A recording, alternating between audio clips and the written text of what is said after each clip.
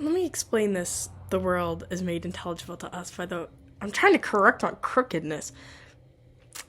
Let me explain this. The world is made intelligible to us by the community that we're born into, right? So, um, take it like I went to a high school and there was no B hall. There was A, there was C, but there was no B. So the seniors or like upperclassmen always had a joke with the incoming freshmen that if they asked you where a classroom was and they would say B hall because there was no B hall, you would send the kid on a wild goose chase. Now, how does this play into what I'm trying to say?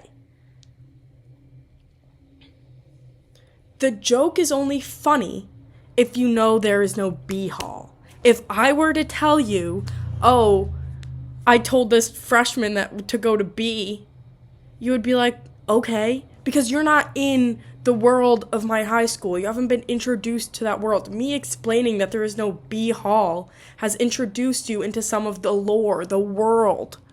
So then this joke becomes intelligible to you, and you can then give it meaning because I've introduced a new world to you. Now, it goes the same, that's the same idea with everything. That's just the Heideggerian being with that we are.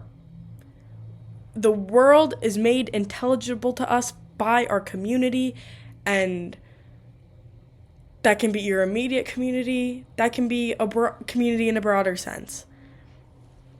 But the only way you can appropriate a book about an alien, the only way you can appropriate that book to have a meaning about school shooting is if you are born into a world where school shootings are intelligible.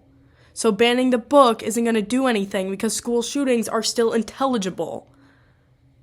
You need to get at the root of the problem with school shootings and make them unintelligible so that people can no longer appropriate meaning to mean, oh, I'm going to shoot this place up. Because that's not okay.